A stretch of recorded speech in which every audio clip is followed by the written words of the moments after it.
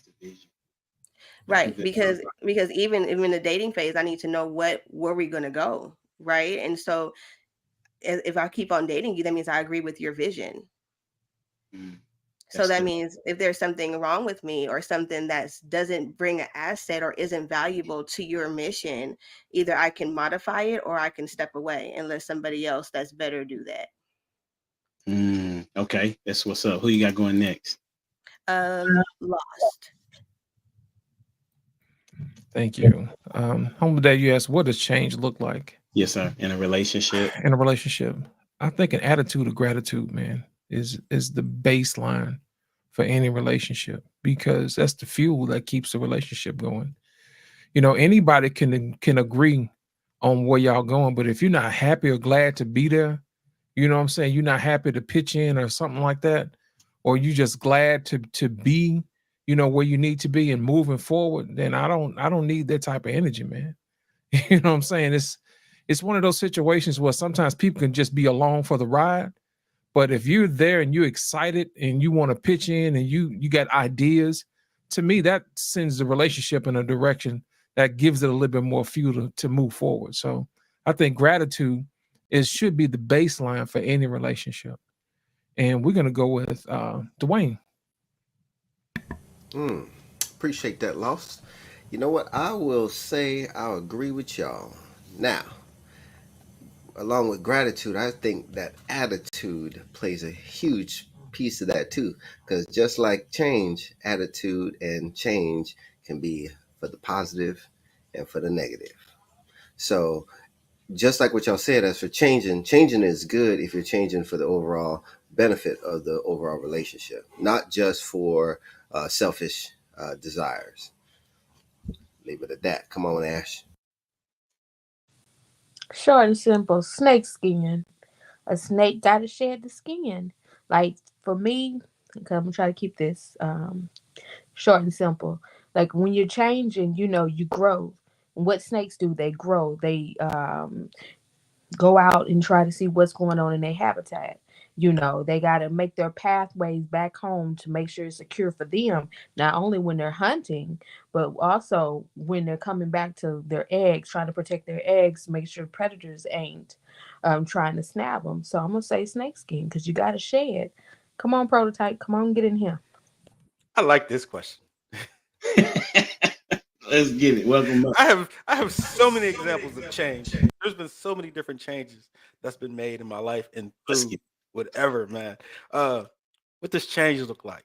Change looks like wearing baggy clothes and sagging and sitting in classrooms, slouching, sleeping and snoring in class. By the time you're a senior in college, now you're wearing a tie. You know what I'm saying? You're wearing a tie to class. You know what I mean? You're wearing a blazer. You're sitting at the front of the class. You're paying attention. You're taking notes. You know what I mean? That's a personal story. You know what I'm saying? My freshman year, just typical jock. And my teacher was like, "You're not going to make it." By the time it was my senior year, he was like, "Yo, I said you wasn't going to make it, but you've changed." And I did, in complete mindset and everything. You know what I mean? Changes when I met my wife saying, "I make a mean pork chop," to now she's like, "Ooh, we don't eat that." You know what I mean? "Ooh, that's nasty. Not in this house." Change is we don't eat fast food. Eating Burger King on a regular basis. Her whole family eats Burger King, and we crack jokes on them about them eating Burger King. And I'm like, that used to be you. Like, you know what I'm saying? Like, so it's like changes. I am completely disgusted in the things I used to do. Changes. I became a believer and hanging, smoking, drinking, doing this, doing that, fornicating, blah, blah, blah, blah. Brother, ooh, what's that, brother? You know what I'm saying? Like, that's what change is. So there's been so many different facets of change, and change looks like a complete, like, I don't, I don't see this in you anymore. Like when you tell people, oh, I was once this way. When I tell people I was a special ed student and ADHD and did like Western Psych. I don't know if y'all know what Western Psych, but mental health hospitals. And I went to a whole special ed school. Nobody has a clue. They look at me like, what? You rode the short bus? Yes, I rode the short bus from kindergarten to 12th grade. You know what I'm saying? So, but you just don't show it. Like they look at me and don't see it. You know what I mean? Because I'm an engineer now. And that doesn't make sense. You know what I mean? So that's what change looks like when you just made it complete whatever, and you can't even tell what that used to be. You know what I'm saying? To what you are now. So That's what's up, bro. You coming in hot. Listen, that's for real.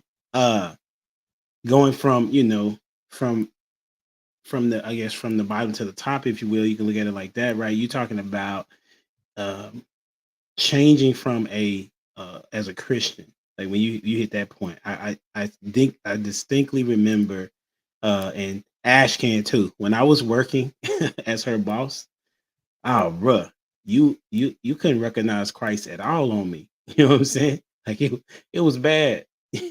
Like I would fire people on a regular basis and just be cool with it. Like I didn't care. I didn't think anything of them, what was happening in the background if they lost their job or whatnot. But once I found out about Christ, though, like my compassion level changed. I began to talk to people from a perspective of what does it look like if you didn't have this job? What would it look like if you stopped listening to that music? What would it look like if you were, and myself, if you understood and started reading the Bible? What would that look like, right? And that's that change. That's the 180 that I think you was looking for, a prototype. It's a direct change where you don't even really recognize, or people don't even recognize who you are anymore. So much so it's so hard for them to be like, oh, that's the new person, right? That's dope. So that's what change looks like. Change looks like you are a new creature, right? You're a new person. And that's even in regards to relationship. And if you're not willing to change, that's another story, right? But we're going to talk about the change, and more specifically, what if women would change? I just want you to tell me, we'll start off on a positive note. Just give me one thing that women do not need to change. What is one thing that women do not need to change? Because I think it's important for people to hear the positives along with, as we call it, the constructive criticism, right? So as you think a moment, that's your moment. All right, cool. We're gonna go with Dwayne. What's one thing women do not need to change? They do not need to change their operation, meaning operating outside of their femininity. They do not need to be masculine. They do not need to be strong in that sense of that masculinity. I think that's where toxic masculinity can be appropriated to whenever women operate outside their femininity. All right. Do I take somebody or we keep on? Yeah, you pick somebody. Yeah. Robert, what you got?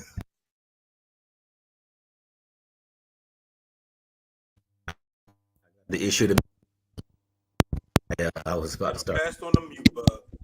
I'm still on mute. Oh, Robert, I think you got a loose mic cable or something, brother. We'll come back. Brother, Okay. what's that, brother? Is it me or is it him? He got a loose mic cable. is it still off? No, you good, brother. Oh no. Robert, It's- can't hear you. Can't hear Static you. major. Ash. Go ahead, Ash. I ain't got nothing for this one. Don't need to change. I'm sorry. Yeah, I'm lost on this one because I got One thing, well, yeah, whatever. Call me whatever. Y'all know I'm not a feminist. that's your stance. I Oh, can't. there it is. Okay. There it go. Women don't need to change. I guess you can say they stance. I don't know because I'm really lost because I really can't put it into words because I can think of 1,001 things to change. I know that's See- my See, you know you wrong, right? You know what? We'll come back to you then. We'll come back. Go Jamie. Go Jamie. Go Jamie. Well, we're gonna come, Robert. See if you can. If Am I back now, y'all? Am I back? Yes, you're good, bro. Go Not ahead. bad, y'all. Troubleshooting, right? Yeah, I love what you said, Dwayne. I love what you didn't say, Ash. It's all good. We're gonna come back to you. No, like in a different perspective, though, I don't want women to change their anatomy because you provide balance. There was a particular part of you that was created to join with me that allowed us to, be fruitful and multiply, but also have our spaces. I like how I threw that in there, right? And it allows us to have our space, our position in the relationship. And yeah, I'm gonna keep it simple. Don't change your anatomy because I need you. If I could say it that way. Oh yeah, you got it. Who you got next? Prototype. Let's go. It's a tricky one because they need to change everything. Like the thing about it is, like, if they're feminine, they're feminine, right? And they don't need to change it. But if they're masculine, they need to change a lot. You know what I'm We're saying? not on that question. But The question that we on is what's the one thing women do not? There is no. You got to give me one, bro. I don't have one because they need to change. See, that's exactly why I shouldn't have let Ash use that answer. I know. I was saying I agree with Ash. Like, you know what I'm saying? Like, they need to change, bro. Like, you know what I'm saying? Like, I don't know. Like, okay, who you got next, I was man? not using that as a cop out. I was using that as saying that at my forefront of my brain, all of my personalities are in agreement that we cannot specifically say what women do not need to change, because depending on the type of woman, certain things do need to change. So therefore, I cannot say with good faith, without misleading someone, that something do not need to be changed. Because as I said, there's some things about myself that I even need to change and work on. So therefore, I'm going to fall back and wait for my opportunity to shine with the parts that need to be there's changed. nothing that they don't. Well, I mean, I think Don't- give me a sec. Pull one out the hat with the anatomy thing. Like, you know what I mean? Like, I was like, that's like, hey, that's smart, brother. That's smart. Like, 'cause I can't think of nothing else. This is crazy. You know what Listen, I mean? I did Like, not think that this. they don't need to change. They don't need to change. Cut That's off. all I could think of, man. I ain't gonna lie You know to you. what I'm That's saying? all I could They be think of. cutting off stuff, and you know what I mean. Like, I don't know. They need to change. Come on, Ash. Oh, so not Ash. Come on. Who you got going next? Lost in Translation or Jamie Proto? Let's go with Lost. You know what? I've thought about it, humble dad, and the thing that I can think of is I don't want women to change not caring. You know what I'm saying? There's something about a woman that's magical, man, when they really care. You know what I mean? If you can change anything else, don't change the fact that you care, whether it's for your own benefit or for the benefit of your family. Nobody cares more than a woman. You know what I'm saying? Because they put their money where their mouth is, especially when they want to see things done. So I would say that I would really not like to see women change, that they care. And I'm going to go with Jamie. And I would, well, I was going to say what Law said, but I was going to say nurturing. So like, I would wish that women don't stop being a nurturing, especially Black women. But I have to say that it took me a long time to get to that point, and I was going to be on the same level as Ash. What is it that women don't need to change? Because if you want me to be honest, we've been selfish since like in the we are not there yet. Y'all would have that opportunity. I want to stay on the one point of. Oh, okay, all right. So stay nurturing, but the Bible says that we need to be taught to be nurturing too, though. So I just want to make sure that that's put into context, because it's not natural. Where? It's not natural. Can you tell me where that is in the word? Titus 2:4 and 8. It says that the women in the church are supposed to tell. What you mean? Who reads Titus? How to be nurturing and how to love their children. So it's not. It has to be taught. It's a taught thing. You said Titus 2 and 4. Yeah, I'm about to get that tattoo. Definitely a Bible scholar. Nobody reads Titus. She had that one on tap, but I knew exactly where she was going with that one. People do read Titus, bro. Titus, Mainly I because forget it's a in short book. there. Titus 2 and 4. Mainly because it's one of the shortest books to read. Right. It's But it's like the 2 realest book, pages. though. So people be reading it, talking about they had their morning reading. Listen, it's okay, but Titus is a good book, bro. You take a moment to read that bad boy. Yeah, I'm gonna read it. I'm gonna read it. For sure. Okay. So I would say, you know, what I would say, what is one thing women do not need to change? I would say the sundresses. You know what I'm saying? So I thought, because y'all going with these other things, but the sundresses, they do something real fly for young ladies. You know what I'm saying? Uh, we can admire you without having to admire you more than that. Like it allows us to see how beautiful you are, right? And it allows us to be like, okay, that sundress ain't gonna do it for you. Oh yeah, that's a good one right there. You feel me? So I would say don't change the sundresses. And I would say also the one thing that you shouldn't change that would come in handy is the ability to have your own mind, right? What I mean by that is that there are women that have like every woman has their own mind, but sometimes they're not using their own mind. But if you would use your own mind, I think that's the thing that you don't need to change. So I'll give you those two. So we're going to transition to this because this is what y'all been waiting for. What's one thing that women do need to change? What's one thing that women do need to change? And don't say everything. You got to give one. I You don't know, know. I'm running to it. go ahead, Get Ash. Okay. Let's see. Dang it, I don't know how I want to word it. I would say they need to change their view. Lord, this is hard to say. One word, Ash. Them.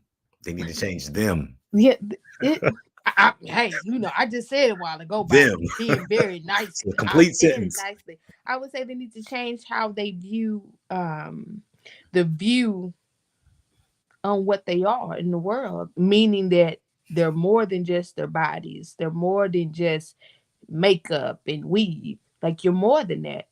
Like change your view of yourself. Just learn to love yourself. Love what you are naked. And I'm not talking about with your clothes off. I'm talking about with your clothes on.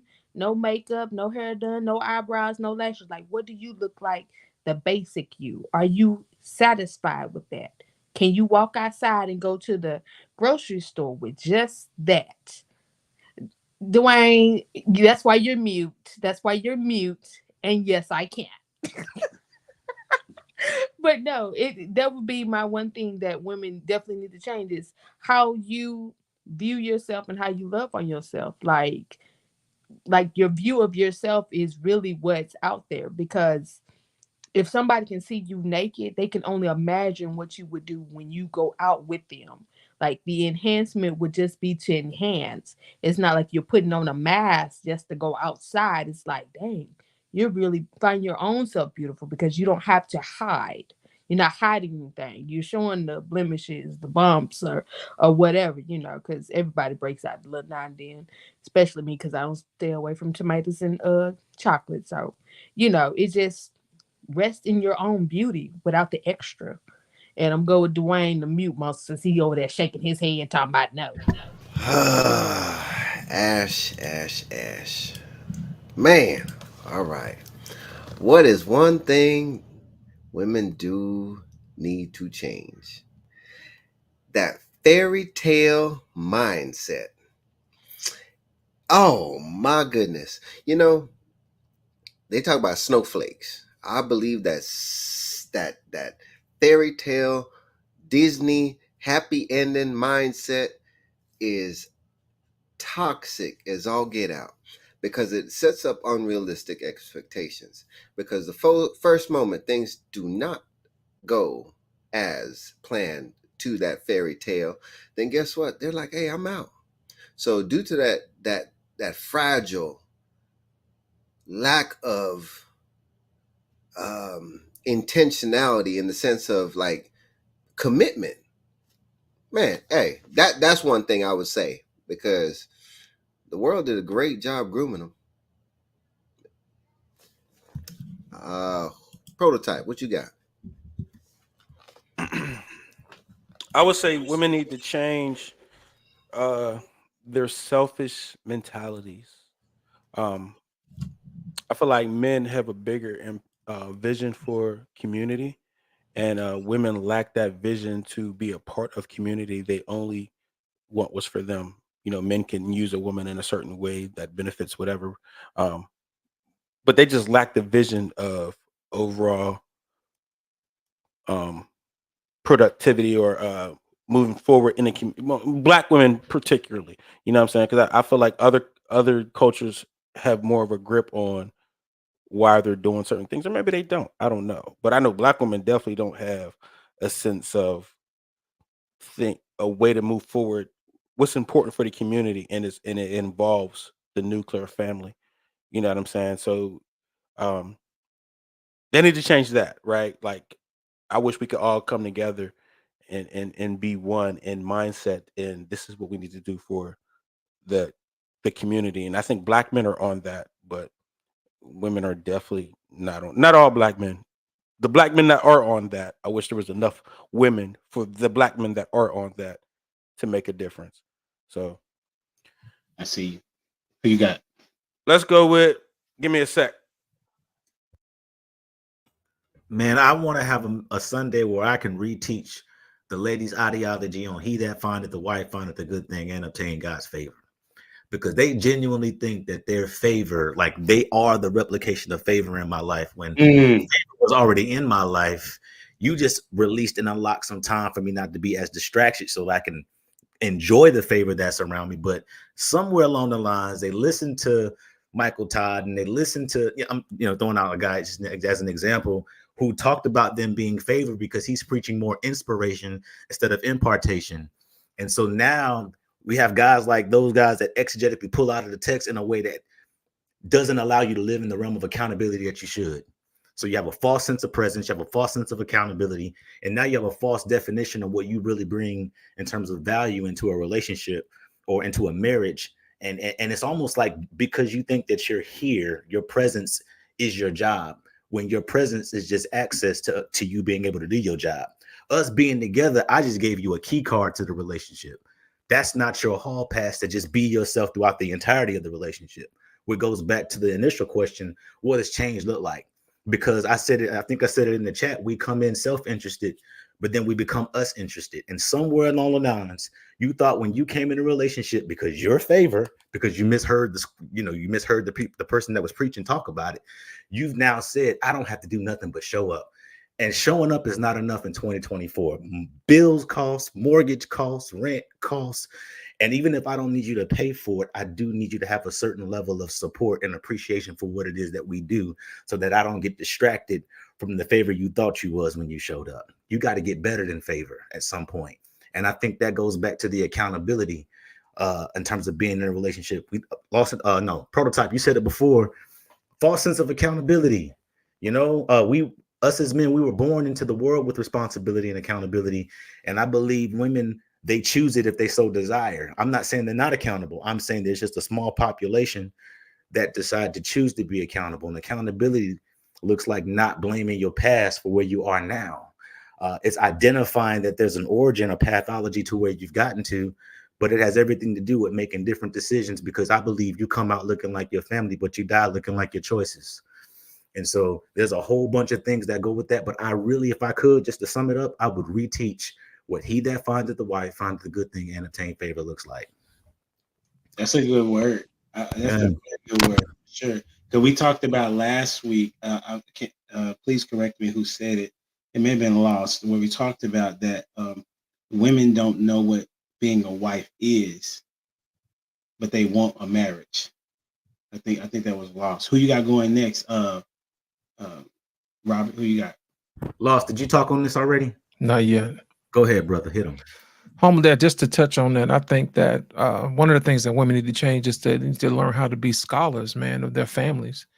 You know what I'm saying? It's like they go to school to learn all this other stuff. I'm a PhD. They go get their PhD, you know what I'm saying? And they learn everything about everything else, but they don't understand the context of their position in their families. You see what I'm saying? Think about it, man. As men, we have to be husbands, we have to be fathers. In certain cases, we have to be sons, we have to be uncles.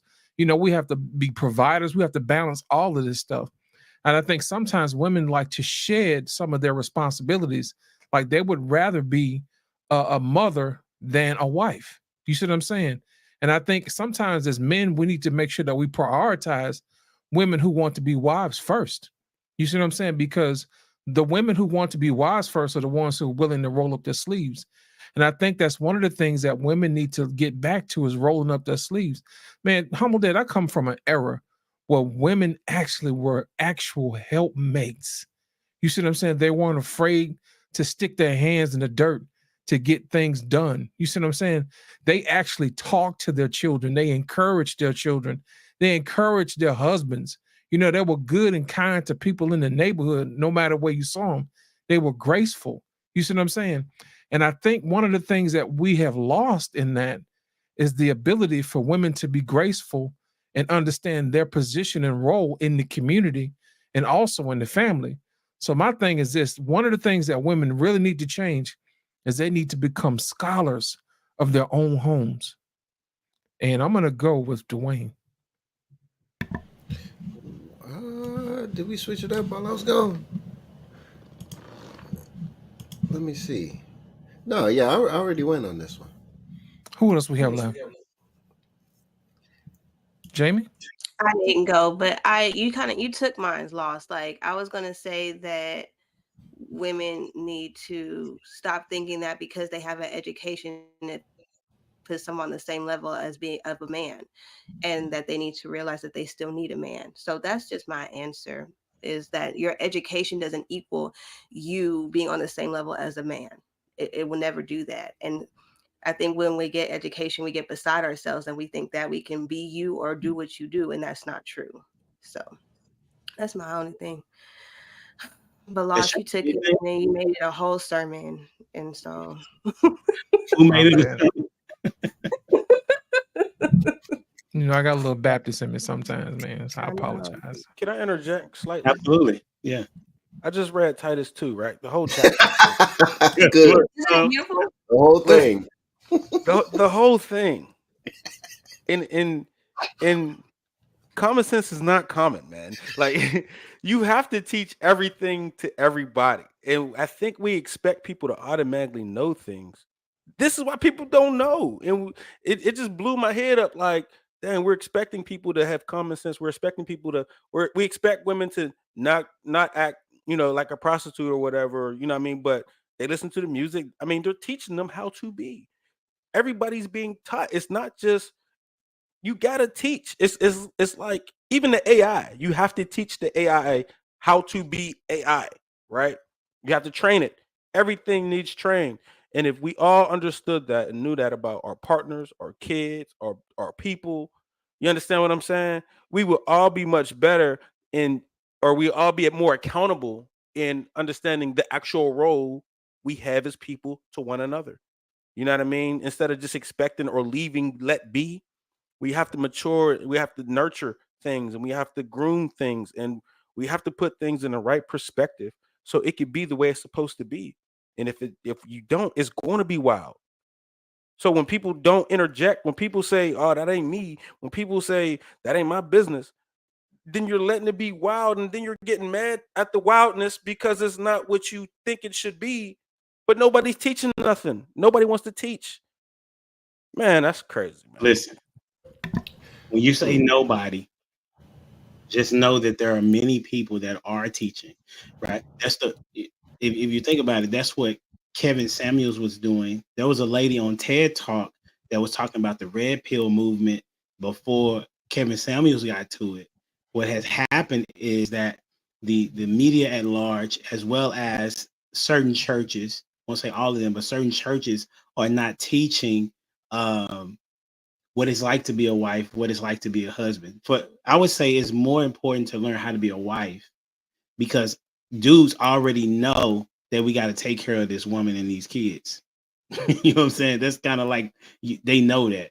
Now they may not know how to go about it, but they know that if they're in a marriage, that they have to take care of these people. However, women currently, I would say, what to add on to what y'all saying, I don't know if y'all said this, but they need to understand that being a wife is not just being in the marriage. Being a wife means that, I think somebody already said it, that you are a scholar of the family. You know everything about everybody. One of the things that's dope is that she knows and remembers what everybody in the house wanted. And my kids were like, before we got married, they was like, Dad, like, she remembered that I liked this anime. She watched the anime with them, even though she's not an anime fan, right? She converses currently with me about sports, even though that's not her thing, right? That's that point of talking about, okay, I see the family. Yes, and that's a part of me being a wife. It's not about the wedding. And that is what I believe that women need to change as well, is that don't look forward to the wedding, because that's only one day. And it's a stressful time to get to that one day, because there's so much planning that goes involved, and everybody wants it to be perfect.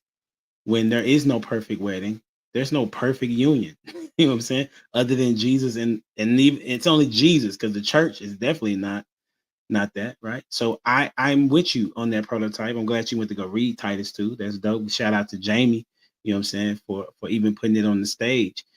Everybody receives instruction. Deuteronomy, I think it's 4, talks about how we need to be teaching our sons and our daughters morning, noon, and night. So yes, all these things that we are, and where we are, have been learned by osmosis, or it has been taught to us through what our parents have said and done. And so that's why I wanted to have the conversation. What if women would change? I know they want the men to change. Okay, cool. But what would it look like if women would change? This is one I would say. What would it look like? What would happen if in a relationship if women were submissive? What would happen in a relationship if women were submissive? Not saying that there are women that are submissive, but one of the fears that I keep hearing that women are saying, that I don't want to be submitted to no man. One lady, she was on the Fukazi or something like that podcast, and she was saying, I want a partner. I don't want no man telling me nothing, right?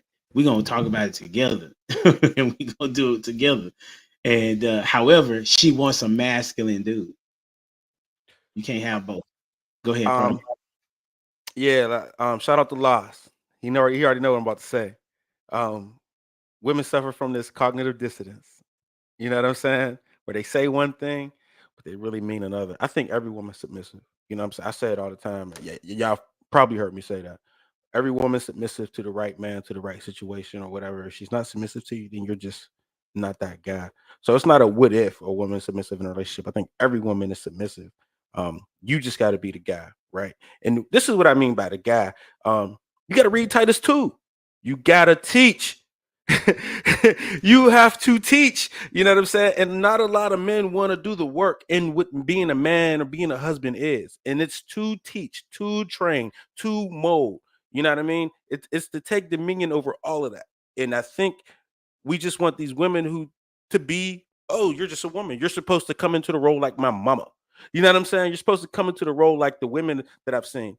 I've said once that I made this grand post on Facebook and was like, man, where's the women like my grandma? Right? And I'm going down the line. My grandma's this, that, blah, blah, blah, blah. My grandma's amazing.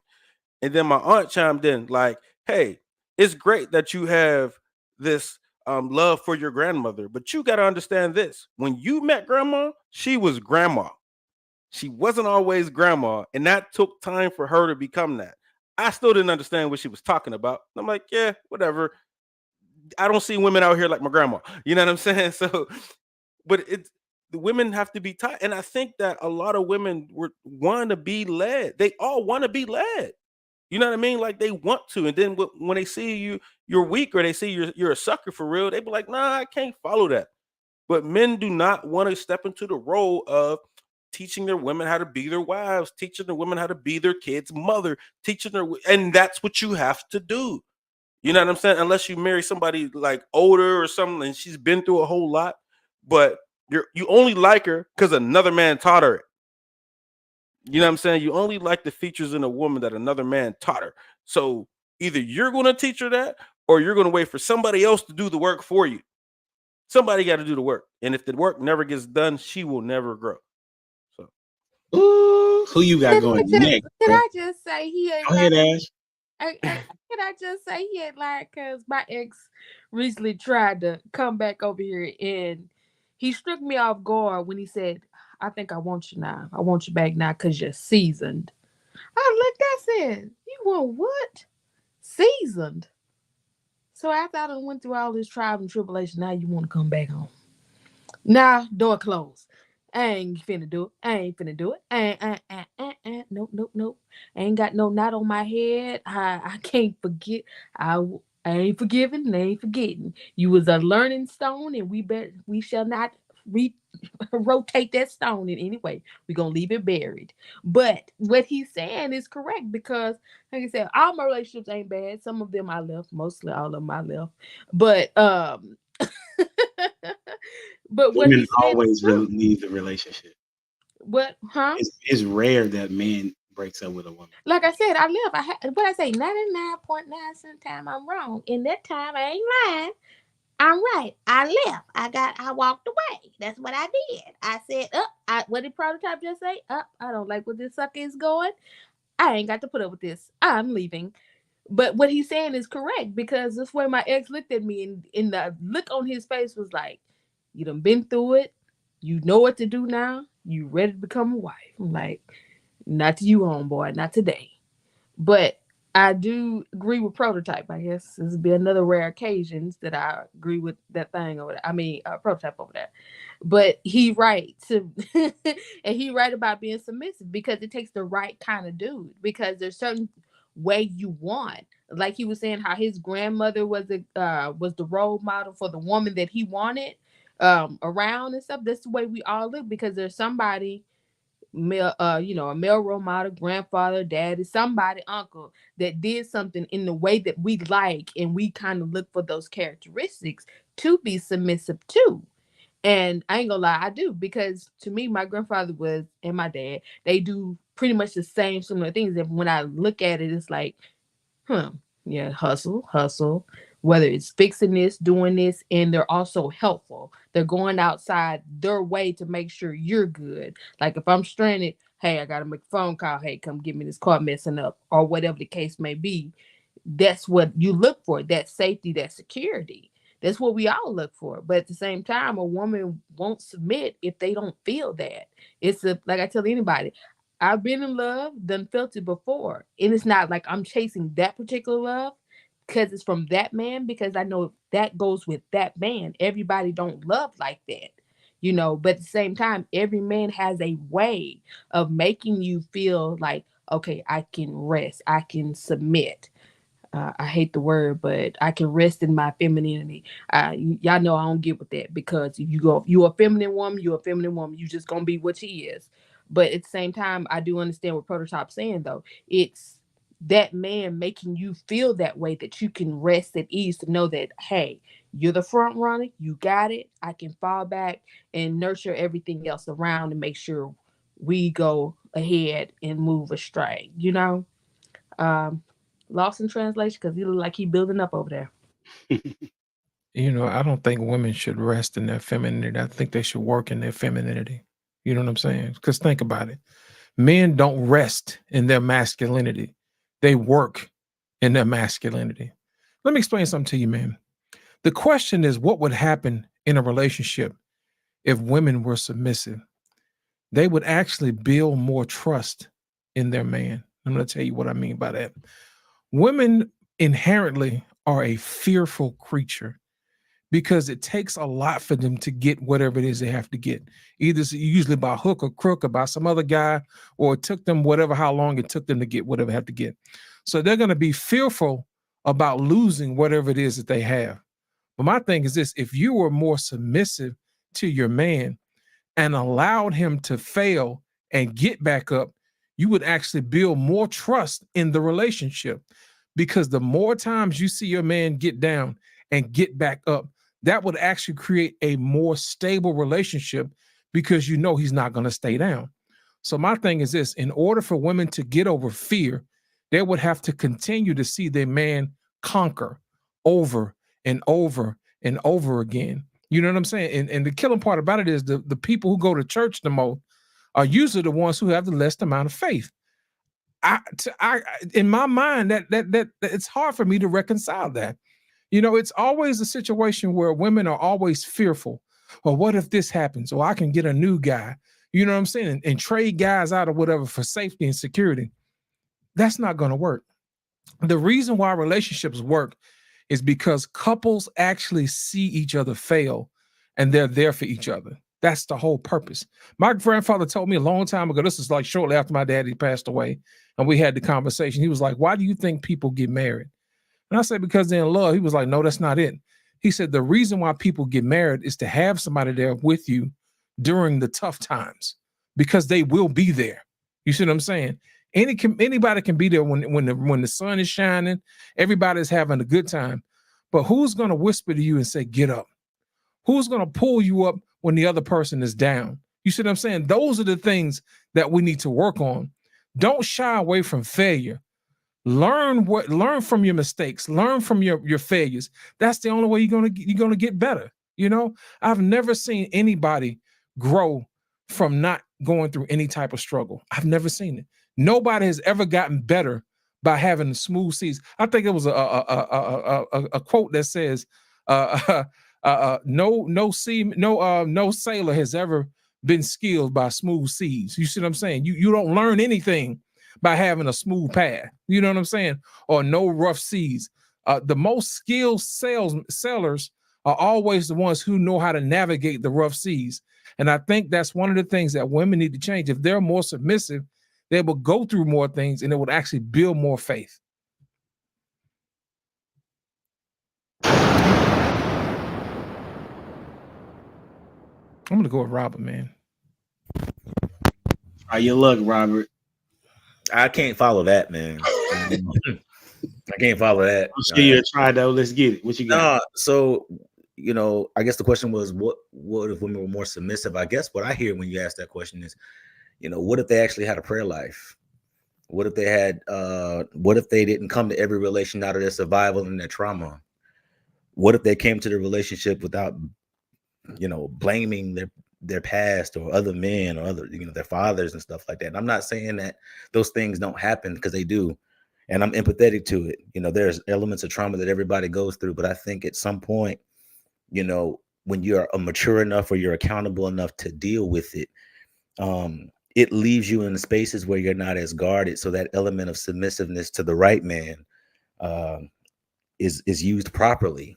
And so, you know, when you have the right prayer life, you know when to say yes and when to say no, when to challenge and when not to challenge, for the sake of going back to what I said, knowing that my thoughts are valuable, but they're not always relevant.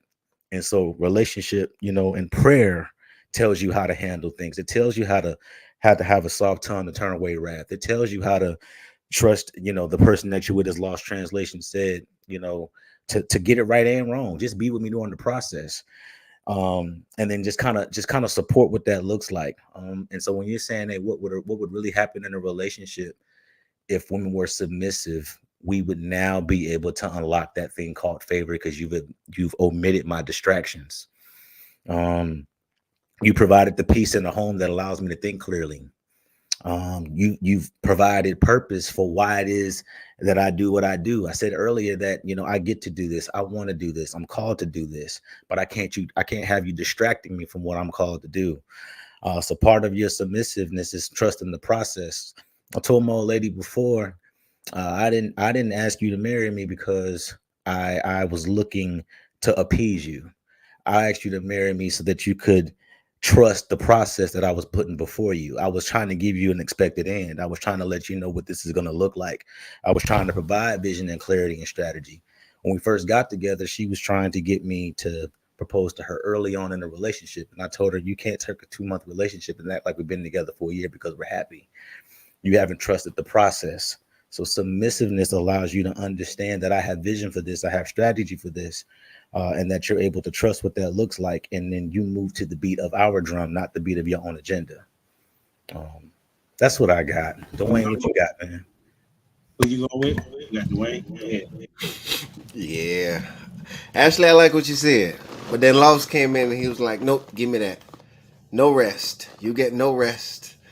But I'm still have to go back to it. Rest. Whenever a wife operates in that mindset of submission and submissiveness, you get rest. The opposite of that is contention. And if you had that in your house, you know what Proverbs say about it. But then I also then see that Jesus said, my yoke is easy, right? So some women I've heard say, I would submit, but you're not doing X, Y, Z. That opens the door for the man to say, I would love you, but you're not doing X, Y, Z. So in that, both parties now has to then cast that labor unto the Lord and then receive his rest. So the man gets to operate in his masculinity and the woman gets to operate in his in her femininity, and both of that creates that rest, because ain't nothing like both of y'all coming home or one of y'all coming home and receiving work. Relationship is work as it is with anybody. But imagine coming home and being miserable, right? You don't have that rest. All you have is contention. That leads to a hell of a life. So for a woman to be submissive, that right there opens the door for rest. And again, that's no discredit or to what you were saying, Lost.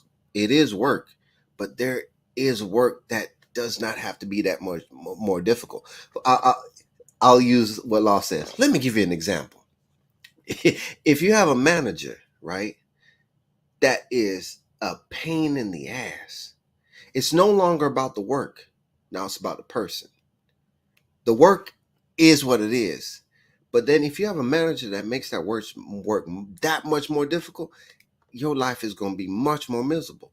But if you have a manager that's able to be attentive to what's going on and be able to then ease your load and distribute, that makes it a world of a difference, right? So that goes to the same thing in your home. Back to what your prototype said about the CEO. Like whenever you have a situation, right, where the people around you are just making things much more easy for, like, it's work, right? Let's not get it twisted. It's work. But then the people around you that make it easier, that's what makes the difference. Ooh, listen, man. Did everybody go? Is there anyone that didn't go? I don't think I went. Let's go, Jamie. So I want to say that, everybody's answer was phenomenal, because Prototype started off with teach, right? He said, let's do what Titus said, let's teach. And then Lost came in and said, okay, we have to understand that failure, the agitation of failure, produces growth, and that the women need to submit to the ability to let their man fail and speak life back in him so he can grow. And then Robert came through and he said, if you have a better prayer life, right? If you submit and trust in your prayer life, he will be able to grow during his failure. I just want to see how I want you guys to see how you did that. And then Dwayne came through and said, you have to trust and rest, right? And so what God asked us to do is to trust and rest in the Lord, right? And so you guys literally just show what it looks like for a woman to be submissive to her husband as Christ loves the church. You just literally spoke all of that by different segments. And I think that where we fail at is we don't know how to develop a healthy relationship with Christ. Because if we did, when we stepped into relationships, we would understand that that's a process. But because we try to control our relationships with Christ, we try to control our relationships with people. And that's not how this works. I love what you said. You put that woo. You put that. You just made that mac and cheese. You took the cheese and the milk and the flour and the noodles. You just put that thing in the oven. What you just did. My only caveat is I don't What? understand how people control their relationships with Christ. I've never understood when people say that or try. I've never understood that because it So let is me what it break it is, down. right? Let me break it down. It's your lack of intimacy. You don't read. You don't pray and trust. You always have a plan B, a plan A, a plan C.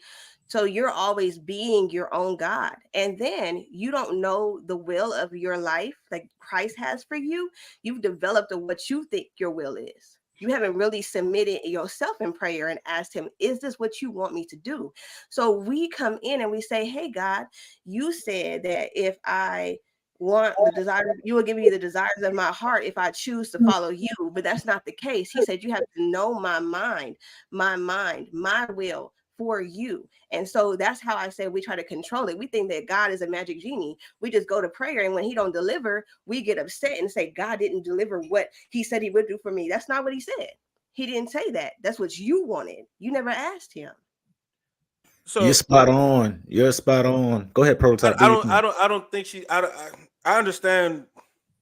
So I agree with you. I don't think it's a magic genie, and I don't think it's that complicated. I don't think your life with Christ is that complicated, right? And the reason I say that is because when God asked anybody to do anything spectacular, what were they doing? They were chilling. They were working. They had a family. They were doing a very basic roundabout life. They had a family, work, and they just did it. And then eventually God come tap them on the shoulder like, hey, I need you to do something. You know what I'm saying? So to be in that mode, all you got to do is, hey, your family, do the basic stuff. And just them basics is what God wants you to do. It's nothing Right. more or nothing less. It's not a grand purpose or anything, because he might not have a grand purpose. The grand You're purpose is you're the missing very a segment basic stuff. though. You're missing a segment.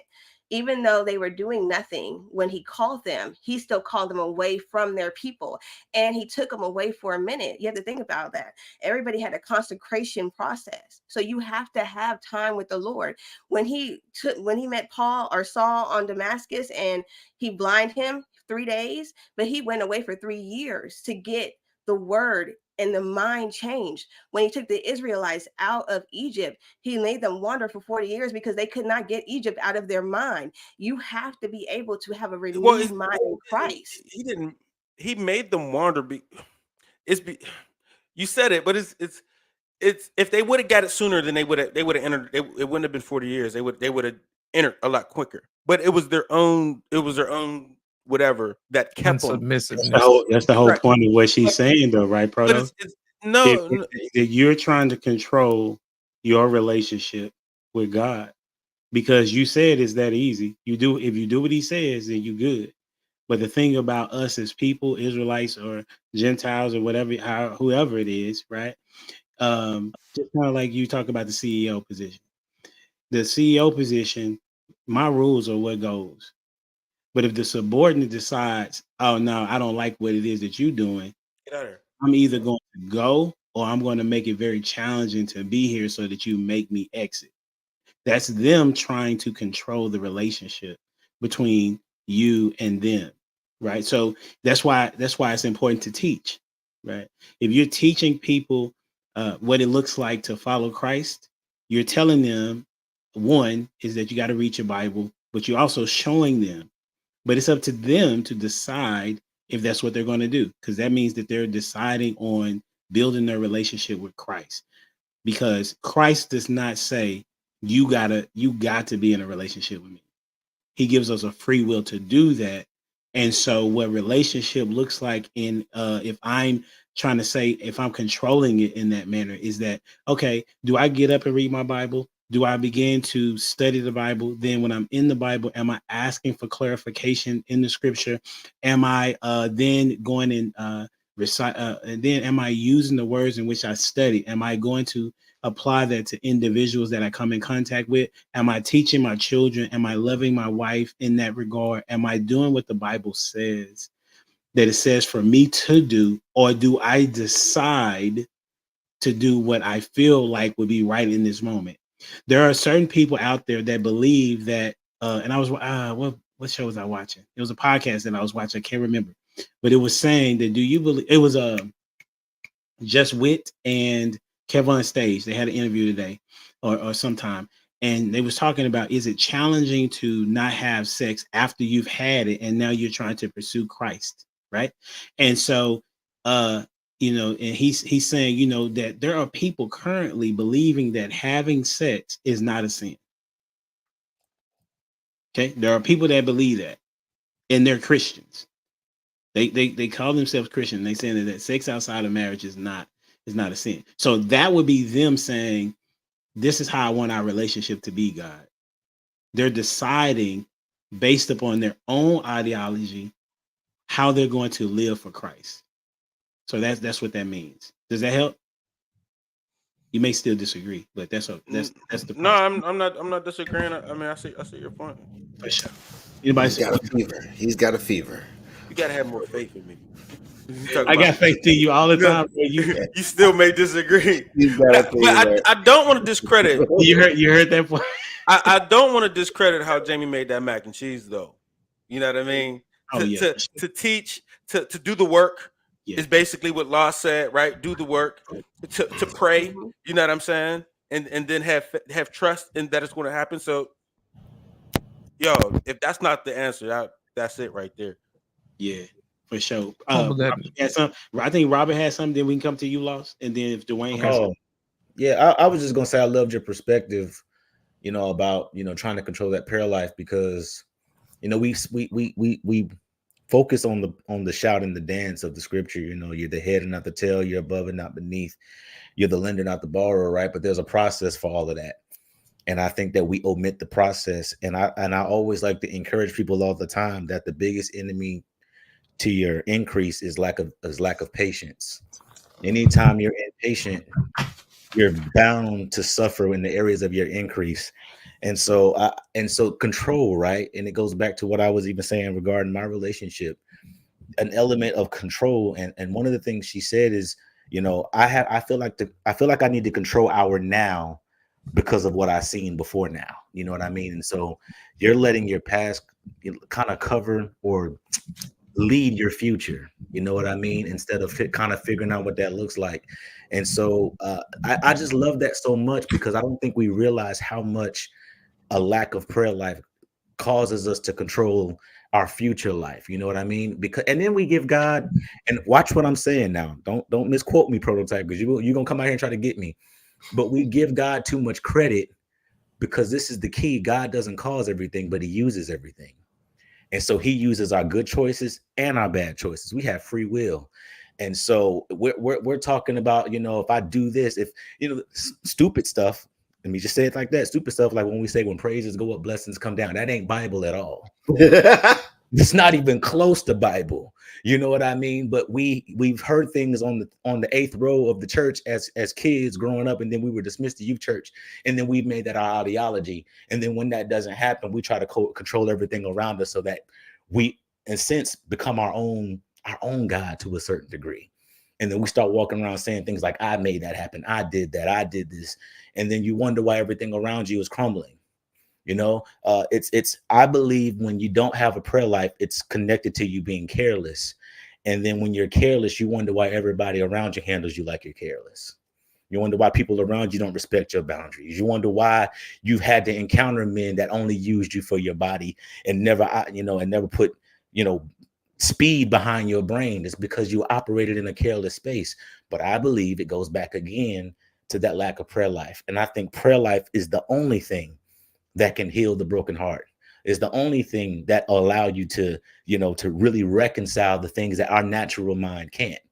You know what I mean? And the last thing I'll share is, because we talk oftentimes about, you know, forgiveness, right? And it's always like, okay, you did a thing, so I forgive you. But part of forgiveness is, or I believe a bigger part of forgiveness is forgiving yourself for even being exposed to what that looks like. And when you forgive yourself, it's because you've had a conversation, not only with self, but you've had a conversation with God that said, God, free me from this mindset, free me from this tribulation, free me from this setback, Free me from my desire to keep attracting the same thing I keep getting, so I can stop breaking my own heart. That has everything to do with a prayer life. And it has everything to do with literally releasing and relinquishing the control that you want to have over yourself and saying, God, not my will, but your will be done. That's it. Hey, before you get to tackle on to tack onto that before Loss goes, what's going on is that your faith is connected to your obedience, right? And your relationship with Christ and your prayer life. They are intertwined with one another. So the reason why someone wouldn't pray, which is really you just talking to God, even with your eyes open, if so need be, you're having a conversation with your heavenly Father, letting him know what's on your heart, right? And so if you are in your word, then you're able to, what Jesus did and many of the other followers of Christ did, was to regurgitate what it is that he said in his scripture that he would do for you, right? So when he says that I'm more than a conqueror, well, why was he saying that? Because in the circumstance that I'm facing, like I cannot do this on my own, so I need you. What Paul said when I'm weak, he's strong. If you go, I think people definitely need to read James 1, and that'll tap out all the prosperity gospel, right? Because James 1 tells you like this, right? It says, consider it pure joy, my brothers and sisters, whenever you face trials of many kinds, because you know that the testing of your faith produces perseverance, and then let perseverance finish its work so that you may be mature and complete, not lacking anything. And if any of you lacks wisdom, you should ask God, who gives generously to all without finding fault, and will be given to you. And then it goes on and furthermore, right? So what I'm saying is, when we're talking about this prayer and being dedicated to your prayer life, you don't want to just say, God, can you give me? Can you give me? Because he's not a genie in that regard. He is the person that you can go and talk to about whatever it is that's on your heart. But once you're reading the word, you're communicating back to him, saying, you remember you told me that I should consider it pure joy when I face these trials. Like, I need you to be that for me right now. Right. So it's that type of communication, but that's based on the faith that you have in God.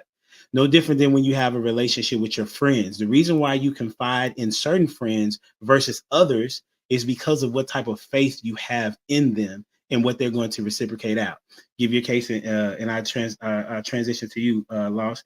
I was conversing with Dwayne, and Dwayne is a man of many talents. One of the things that he does really well is he can build a house, right? Okay. For the most part, for sure. Listen, stop laughing. That's what you're doing right now. You're reconstructing your house right now, right? Oh, he probably laughing because he know where this is going, right? And so I said, he was talking about, the friends that he has, and he wanted a certain type of friends. And I was like, bro, I'm your friend. He said, but E, you can't build nothing. So why would I call you to build something? You already got your lane, your pocket of why I call you. And I was like, dang, that's true. but I understood in that moment that was not the friend that he needed. He did not have faith in my ability to help him build nothing in his house, right? He has faith in me to do something else because of the relationship that we have been able to transition and also build upon another. It's the same thing with God. How your relationship determines I say your relationship determines your faith, and your faith determines your relationship, which communicates in all how you pray and how you communicate with God. Go ahead, Trent. Lost in translation. Thank you. Humble Dad, I'm glad you said that, because that hit the nail on the head. Sometimes when we talk to God, it's a monologue, and God really wants a dialogue. You see what I'm saying? And I'll give you an example. He wants us to give him back what he taught us. And I'm going to wrap this thing back up. I'm going to double back what we had just to show you how this thing ties back into it. The first example that we talked about was where the lady wanted to have her way. Okay. And all of a sudden she stormed off. But what she did was she repented and came back and said, you know what? I apologize. And sometimes God just wants us to repent. He wants you to have the desires of your heart. You see what I'm saying? But we have to repent. Now, my thing is, the Bible says is if you make one step toward me, I'll make two toward you.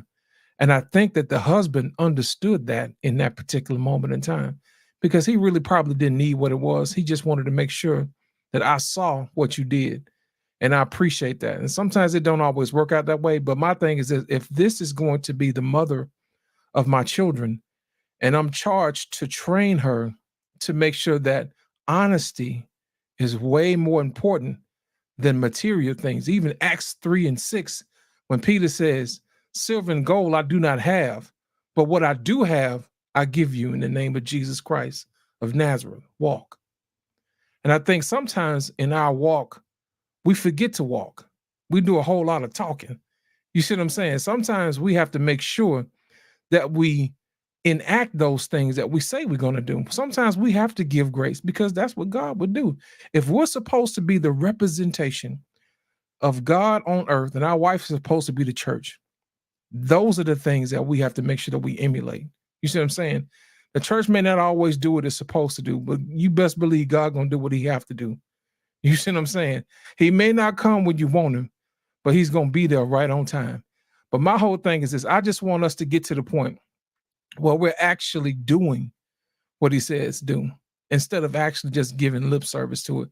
It's hard walking that walk. It's hard giving people grace, especially when you know they ain't right. You see what I'm saying? But my thing is this: whenever you teach people how to do that, then they'll be able to trust you and to help you along the way. And it helps you become a better leader. It gives you more patience. It actually allows you to tie back into God. He'll pour into you because he was like, oh, I trust you because you're listening to me. I'll give you a little bit more. And from that, that's how you build your relationships. That's how you build your trust. And from then on out, once you do that, your relationships will be better. People will trust you more. And you'll actually give them examples of where you got it from and how you used it in that particular situation. So it may not always look the way you wanted to, but my thing is this: you want to make sure that you live the way you say you're going to live. Walk by faith and not by sight. That's what's up. Hey, on you, Dwayne. You take your time, bro. Man, all right. So faith, I love that y'all were talking about that, because what I was thinking about was good old Peter, right? Man, I won't deny you. I won't deny you. I'm a straight rider. Come on now. Yeah, come on now. Start throwing up them signs. But I look at that, and I was thinking about that earlier too, right? Whenever, he called him to come out onto the waters, and he was able to go, but then he sank after he looked away. And that's how it is in relationships. Whenever we lose focus on God, and then we start to sink, and that's from a relationship standpoint. But I also then talk what you're saying, Lost, about the giving of the grace, right? Jesus already knew Peter was going to deny him, right? And he was the most stoic one, right? Like, get out the way. No, like, hey, I won't do. And he's like, man, come on now, chill out. I know you. I know your heart. But then in it, he used that stumbling of Peter to make something great out of it. Not for Peter's glory, but for his own glory. So I think there are times in our lives when we recognize that we literally we put our foot in our mouths. Like we totally like shoot ourselves in the foot. Like we do everything maladaptive behavior. We do everything that's completely in opposition to what's in our best interest. So like God was leading the Israelites out of slavery, right? And they complained about food, about water, about wasn't there enough graves? That's one of my favorite questions. Wasn't there enough graves in Egypt? Why'd you have to take us all the way out here? Because guess what? You might not see it now, but God has a bigger plan for you, right? But in that, we can't see it. So that's where, as for that faith, but sometimes we do lose sight, right? And as for people, having grace for each other in those moments whenever we do lack that faith, because we're only humans, right? So how is it whenever we come alongside each other and give each other some encouragement and lift each other up? So to that lady, like what Prototype, I'm sorry, like what Lost was saying, going back to her, I find so much relief in the fact that she was able to recognize that she messed up and was able to then go back and be like, hey, you know what? I need to go and apologize. That shows strength. that shows humility, and I that's what I'm taking it as. Whether she abuses it, it's meant to be abused. I'm sorry to put it like that. But if it's like 7 times, 70 times, or whatever, like my GED can't add up that many numbers, but I know it's a lot. And to be real though, like we, and especially as men, 3 strikes, right? 3 strikes is a far departure from 70 times, 7 times, whatever. So in that, I'm leaving on that. We got to show grace and mercy and humility to each other. Just so y'all know, y'all got off topic, but it's okay because we kind I don't care. The question was about women being submissive.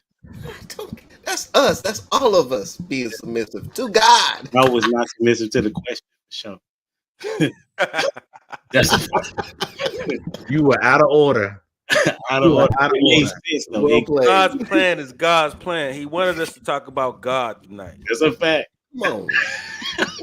Thank you you. for Out of order. Conversation, just not the question. Okay. Lost got in Translation even tried to set the mood with talk music, and we still, It's okay. It was good. Like it was really good though. I Oh, yeah. learned a lot right there for sure.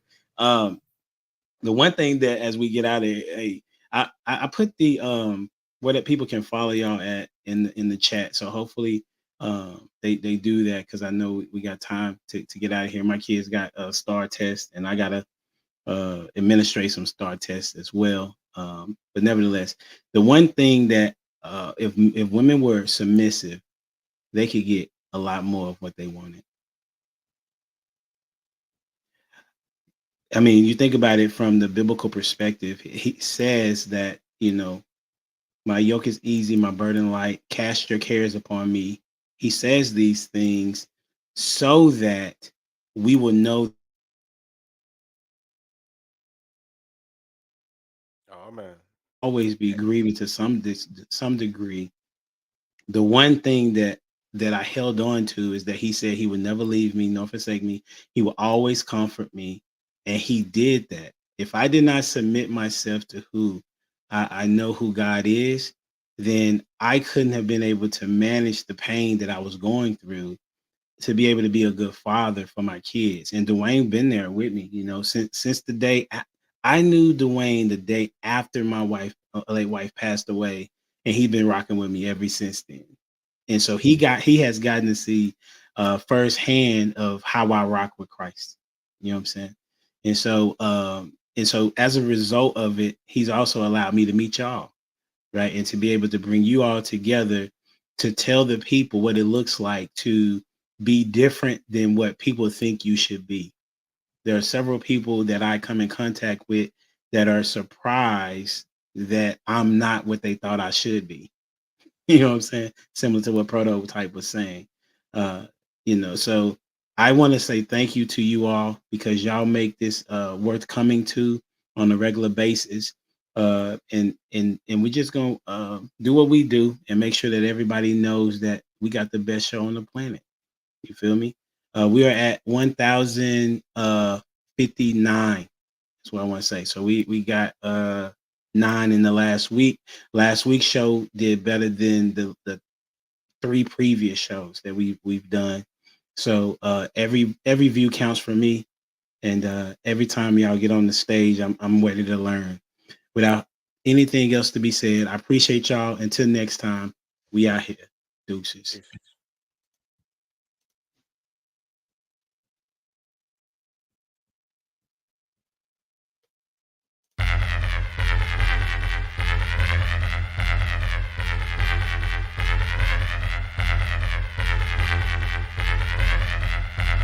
The boy is dangerous.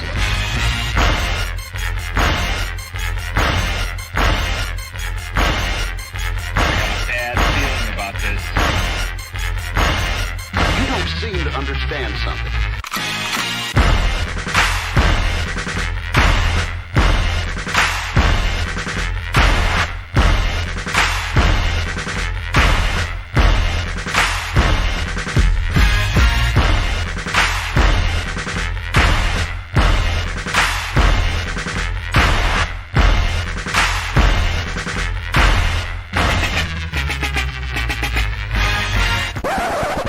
The thing that I like most about being a dad is that I see that I'm about to impact the world.